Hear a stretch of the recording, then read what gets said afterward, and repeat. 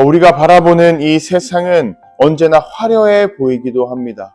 그리고 수많은 사람들의 지혜가 모여서 지어져 있다 보니 튼튼해 보이고 무너질 것 같지 않은 그러한 견고함이 느껴지기도 하죠.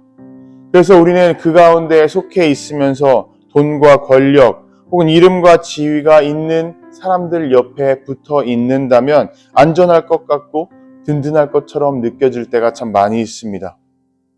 하지만 우리가 시간이 지나면서 느끼게 되죠. 우리를 언제나 붙잡아주고 보호해 줄 것 같던 이 세상은 우리가 결정적인 순간 앞에 있을 때에 너무나도 우리에게 쉽게 등을 돌린다는 사실을 말입니다.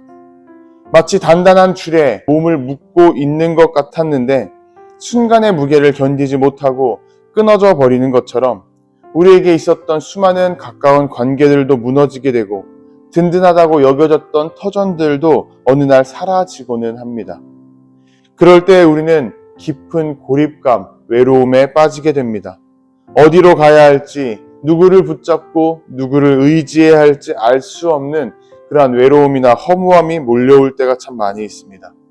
그러한 시간이 오래되면 오래될수록 우리의 마음은 점점 더 작아지고 우리가 앞으로 나아가는 걸음이 느려지다 못해 멈춰서는 순간도 생기게 됩니다. 이처럼 세상은 쉽게 사람을 버릴 수가 있습니다.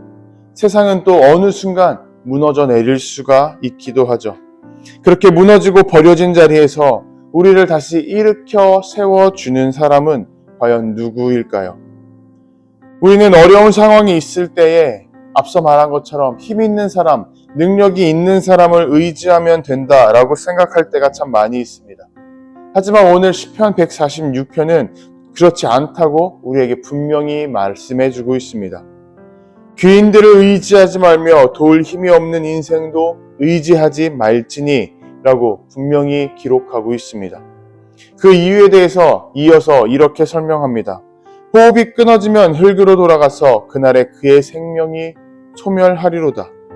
창조의 섭리대로 아무리 힘 있는 사람이라 할지라도 결국 흙으로 돌아갈 수밖에 없고 그들의 모든 권세와 생각들은 끊어질 수밖에 없는 존재이기 때문이라고 분명히 말해주고 있습니다.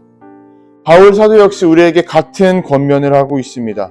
우리가 사는 것도 죽는 것도 다 주님의 것이라. 시작부터 끝까지, 생명의 시작부터 생명의 마감, 그 모든 순간의 가운데서 우리를 붙들어 주시는 것은 바로 하나님이시라는 고백을 바울 사도는 분명히 하고 있는 것입니다. 그래서 오늘 시편도 세상이 흔들린다 할지라도 하나님은 흔들리지 않는다고 고백하고 또 가르쳐 줍니다. 여호와는 천지와 바다와 그 중에 만물을 지으시며 영원히 진실함을 지키시며 또 이어서 하나님이 어떠한 분이신지 더 구체적으로 우리에게 말씀하고 또 설명합니다. 억눌린 사람들을 위해 정의로 심판하시며 줄인 자들에게 먹을 것을 주시는 이시로다. 하나님은 단순하게 커다란 능력을 가진 분으로 끝나는 것이 아니라 그 능력을 가장 연약한 사람들, 미약한 사람들을 위해 사용하는 분이라고 가르쳐주고 있습니다.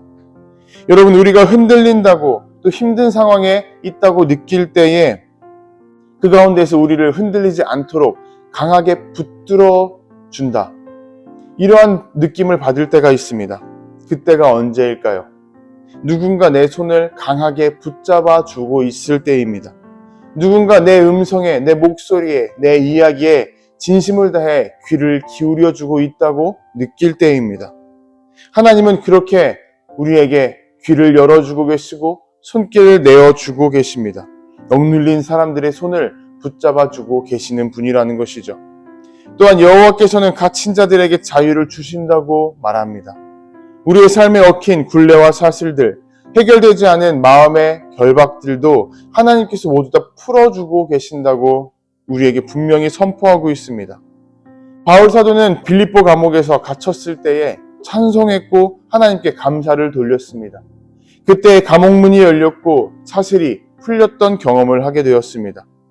이 사건은 단순하게 과거에 있었던 기적이 아니라 하나님께서 자유를 주시는 분이라는 사실을 오늘 우리에게도 분명히 가르쳐주고 있는 것입니다. 시편은 계속해서 여호와께서 맹인의 눈을 여시며 비굴한 자를 일으키신다고 고백합니다. 이 말씀은 단순하게 육체의 시력을 회복해 주신다라는 것을 넘어서서 큰 고통으로, 흔들림으로 앞날이 보이지 않아 절망하는 모든 사람들의 삶 가운데에 빛을 비추어 주시는 하나님의 은혜를 가르쳐 주고 있는 것입니다. 넘어진 자를 다시 일으켜 세워주시는 하나님의 손길을 노래하고 있는 것입니다. 여러분, 우리는 이 땅 가운데에서 살아가다가 누구나 넘어질 수 있습니다. 실패 때문에, 병 때문에, 사람들과의 관계 때문에 우리가 넘어져서 또 스스로를 일으켜낼 힘조차 잃어버릴 때가 참 많이 있습니다. 그러나 하나님께서는 무너진 우리를 붙들어 주시고 다시 일으켜 주시며 걸어 나아갈 힘을 더해 주시는 분이십니다. 바울 사도는 고린도후서에서 우리가 사방으로 우겨쌈을 당하여도 쌓이지 아니하며 거꾸로 뜨림을 당하여도 망하지 않는다고 고백합니다. 이것이 바로 하나님께서 우리의 삶을 붙들어 주신다는 증거가 됩니다.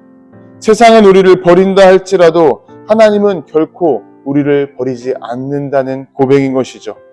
그리고 시편은 마지막으로 여호와께서 나그네를 보호하시며 고아와 과부를 붙드신다고 고백합니다. 세상에서 가장 약하고 외로운 자들은 하나님께서 가장 가까이에 두신다는 그러한 고백입니다. 고아와 과부는 그 당시 시대 가운데 가장 소외된 존재들이었습니다. 당장 내일 죽어도 이상하다 생각하지 않을 그러한 사람들이었습니다. 누군가의 도움이 없다면 살아나갈 힘과 능력이 없는 사람들이 그 당시 고아와 과부들이었습니다. 하지만 하나님께서는 그러한 사람들을 분명히 기억하고 계시고 손을 내밀어 돌보겠다고 선포하십니다. 오늘 본문은 우리에게 이렇게 말씀하고 있는 것입니다. 하나님은 세상 누구도 버리지 않으신다. 여러분, 세상은 우리를 버린다 할지라도 하나님은 반드시 우리를 붙들어 주십니다. 세상의 권력은 무너져도 하나님은 정의로우십니다. 사람들의 관계는 끊어져도 하나님께서는 그 외로운 사람들을 품에 품어주십니다. 그러한 하나님께서 언제와 우리와 함께 하신다고 말씀해주고 계십니다. 그러니 오늘 하루도 우리는 흔들리지 않고 살아갈 수가 있는 것입니다. 여러분, 우리는 기억해야 됩니다. 세상은 흔들려도 하나님은 우리를 붙들고 계십니다. 이러한 확신 안에서 오늘을 살아가는 저와 여러분들이 되시기를 주님의 이름으로 도전하고 축복합니다.